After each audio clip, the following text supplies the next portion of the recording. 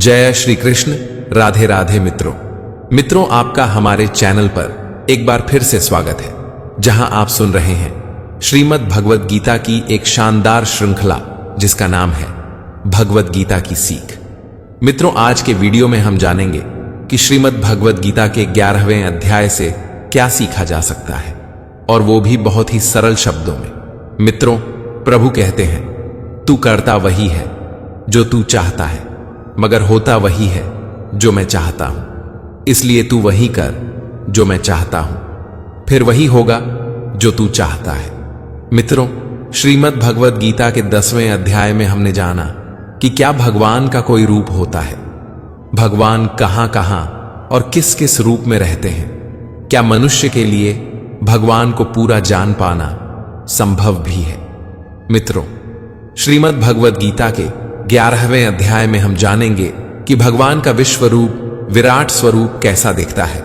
क्या भगवान का विश्व रूप, विराट स्वरूप मनमोहक है या फिर बहुत ही भयावह। साथ ही साथ हम यह भी जानेंगे कि क्या भगवान के इस विश्व रूप, विराट स्वरूप का दर्शन हम मनुष्यों के लिए संभव भी है। तो चलिए मित्रों, सुनते हैं श्रीमद् भगवद गीता का अध्याय 11।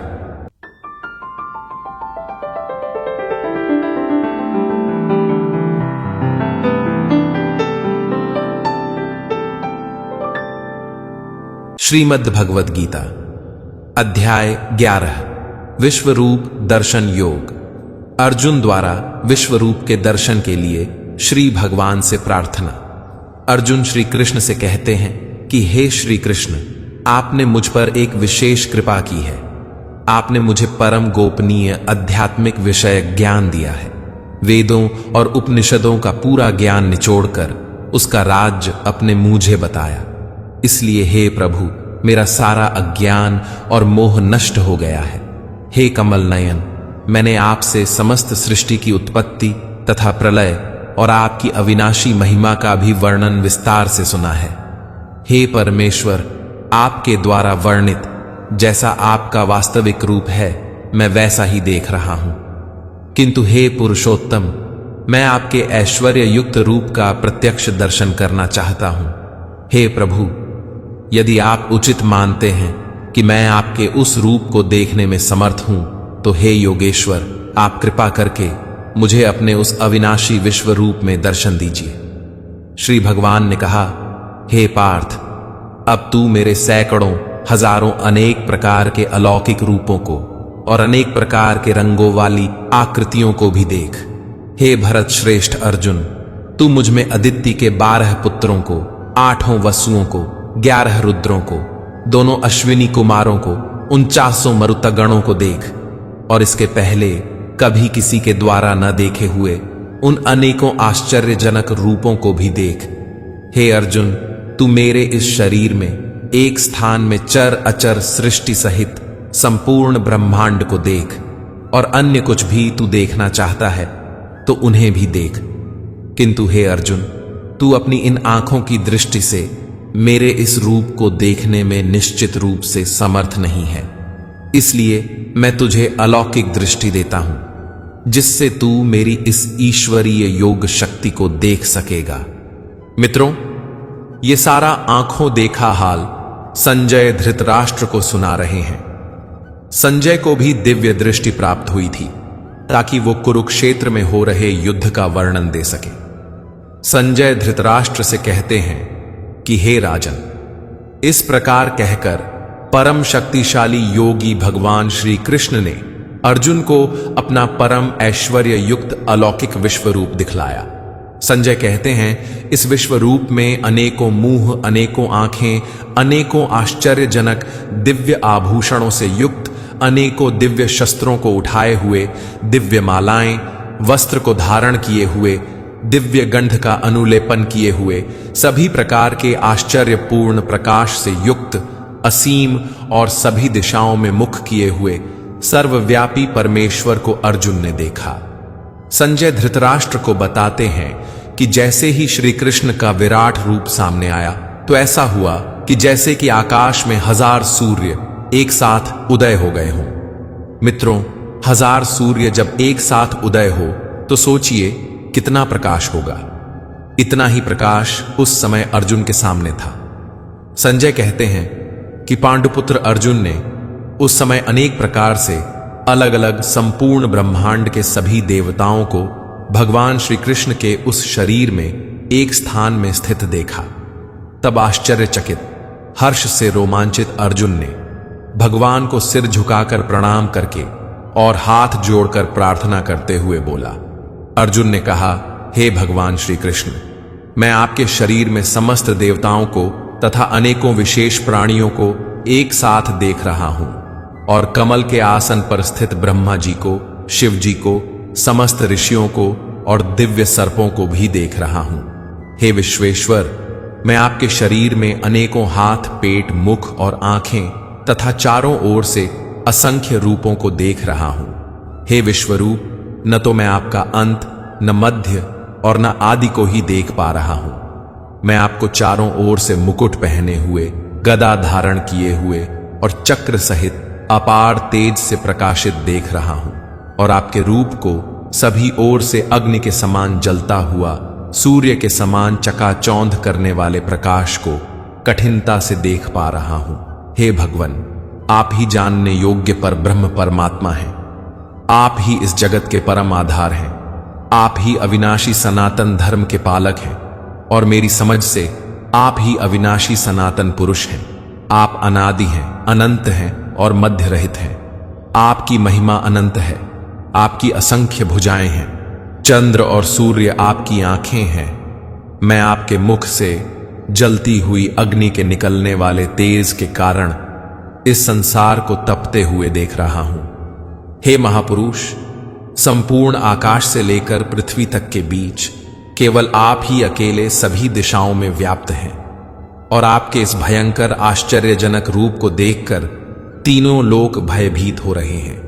अर्जुन आगे कह रहे हैं, हे परमपिता परमेश्वर, सभी देवों के समूह आप में प्रवेश कर रहे हैं। उनमें से कुछ भयभीत होकर हाथ जोड़कर आपका गुणगान कर रहे हैं। महर्षिगण और सिद्धों के समूह कल्याण हो, कल्याण हो, इस प्रकार कहकर उत्तम वैदिक मंत्रों द्वारा आपकी स्तुति कर रहे हैं।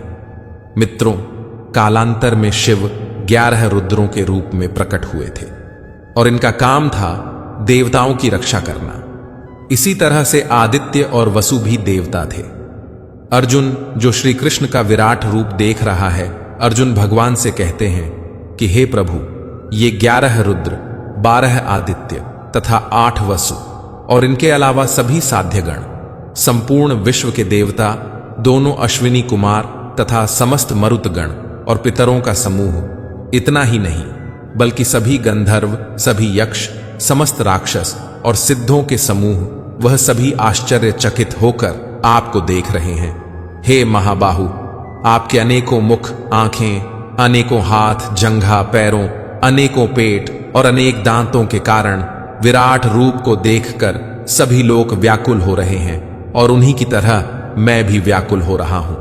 हे विष्णु, आकाश को स्पर्श करता हुआ अनेकों प्रकाशमान रंगों से युक्त मुख को फैलाए हुए और आपकी चमकती हुई बड़ी बड़ी आंखों को देखकर मेरा मन भयभीत हो रहा है। मैं न तो धैर्य धारण कर पा रहा हूं और न ही शांति को प्राप्त कर पा रहा हूं। इस प्रकार दांतों के कारण विकराल और प्रलयंकारी अग्नि के समान आपके मुखों को देखकर मैं आपकी न तो कोई दिशा को जान पा रहा हूं और न ही सुख पा रहा हूं। इसलिए हे देवेश, हे जगन निवास, आप मुझ पर प्रसन्न हो। मित्रों, अभी तक तो अर्जुन को रुद्र, आदित्य, वसु और देवता दिख रहे थे, लेकिन अब उसे कुछ ऐसा दिख रहा है जो और भी भयानक है।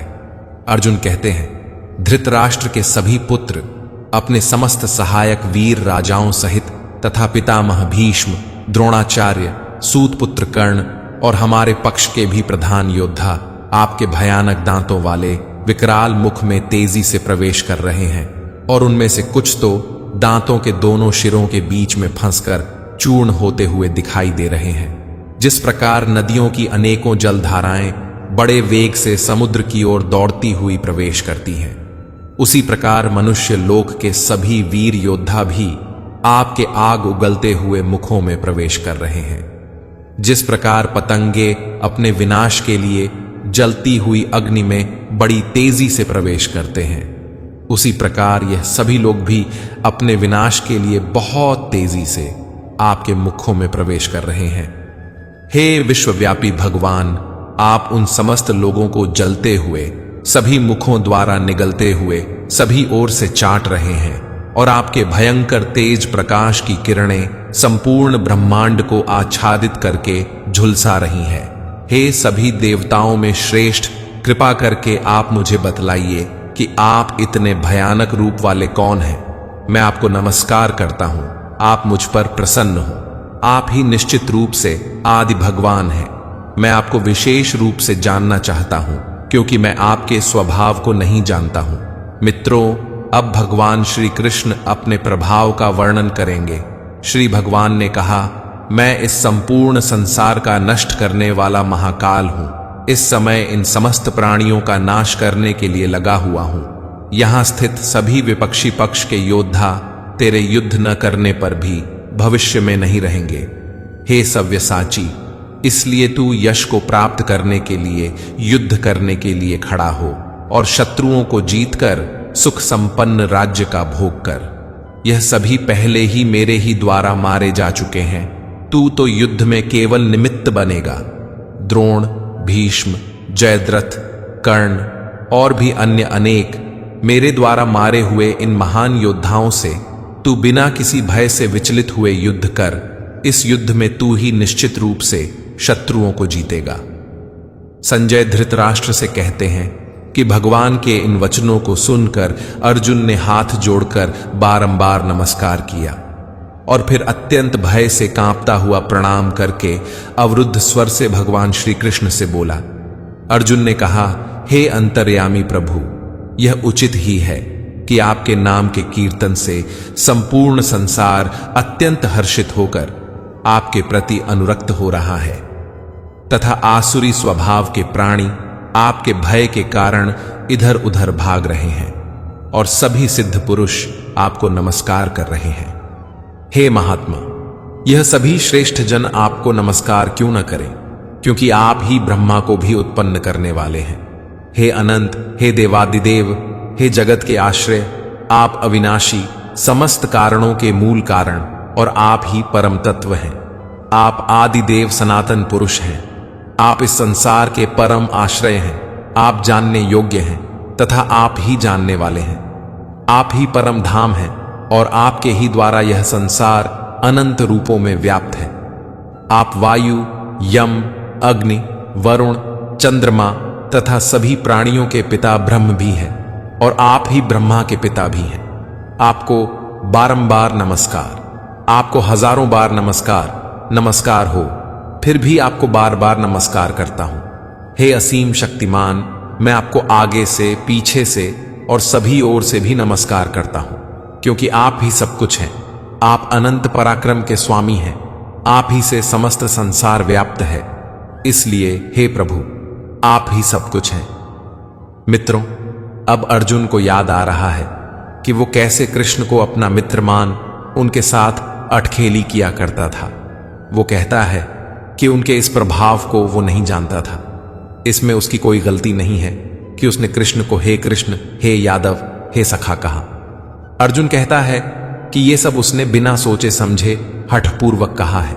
हे अच्युत, यही नहीं, हंसी मजाक में आराम करते हुए, सोते हुए, बैठते हुए या भोजन करते हुए, कभी अकेले में या कभी मित्रों के सामने मैंने आपका जो अनादर किया है, उन सभी अपराधों के लिए मैं क्षमा मांगता हूं।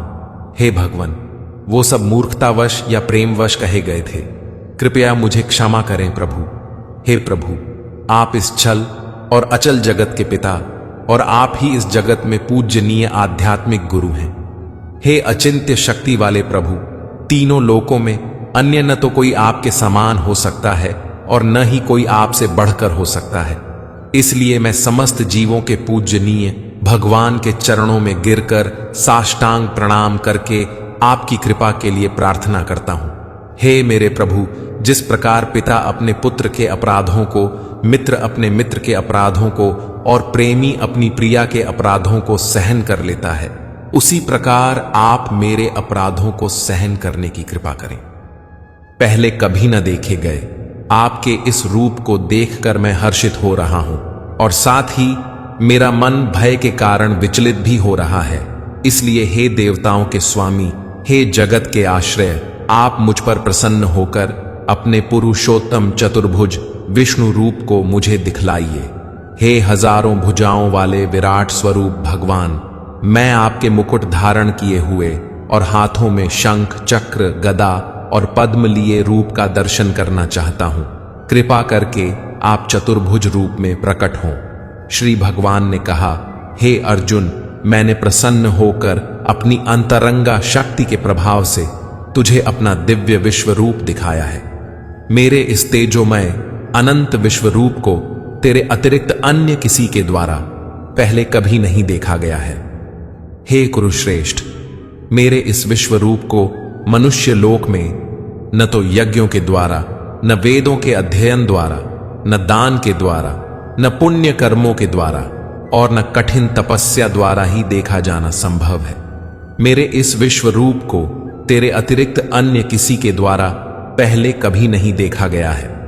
हे मेरे परम भक्त, तू मेरे इस विकराल रूप को देखकर न तो अधिक विचलित हो और न ही मोहग्रस्त हो।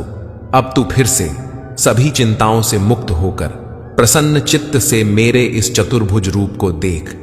संजय धृतराष्ट्र से कहते हैं, वासुदेव भगवान श्री कृष्ण ने अर्जुन से इस प्रकार कहने के बाद अपना विष्णु स्वरूप चतुर्भुज रूप को प्रकट किया और फिर 2 भुजाओं वाले मनुष्य स्वरूप को प्रदर्शित करके भयभीत अर्जुन को धैर्य बंधाया।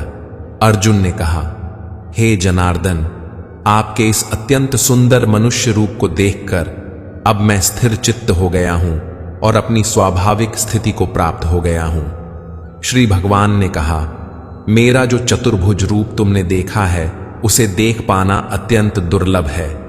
देवता भी इस शाश्वत रूप के दर्शन की आकांक्षा करते रहते हैं। मेरे इस चतुर्भुज रूप को, जिसको तेरे द्वारा देखा गया है, इस रूप को न वेदों के अध्ययन से, न तपस्या से, न दान से और न यज्ञ से ही देखा जाना संभव है। हे परंतप अर्जुन, केवल अनन्य भक्ति के द्वारा ही मेरा साक्षात दर्शन किया जा सकता है, मेरे वास्तविक स्वरूप को जाना जा सकता है और इसी विधि से मुझ में प्रवेश भी पाया जा सकता है। हे पांडुपुत्र, जो मनुष्य केवल मेरी शरण होकर मेरे ही लिए संपूर्ण कर्तव्य कर्मों को करता है, मेरी भक्ति में स्थित रहता है, सभी कामनाओं से मुक्त रहता है और समस्त प्राणियों से मैत्री भाव रखता है, वह मनुष्य निश्चित रूप से मुझे ही प्राप्त करता है। इस प्रकार उपनिषद, ब्रह्म विद्या तथा योग शास्त्र रूप श्रीमद् भगवद गीता के श्री कृष्ण अर्जुन संवाद में विश्वरूप दर्शन योग नाम का 11वां अध्याय संपूर्ण हुआ। मित्रों, अगर आपको हमारा ये वीडियो पसंद आया तो कमेंट में जय श्री राधे कृष्ण लिखें और ऐसे ही प्रेरणादायक वीडियो देखने के लिए हमारे चैनल को सब्सक्राइब कर लें। जय श्री राधे कृष्ण।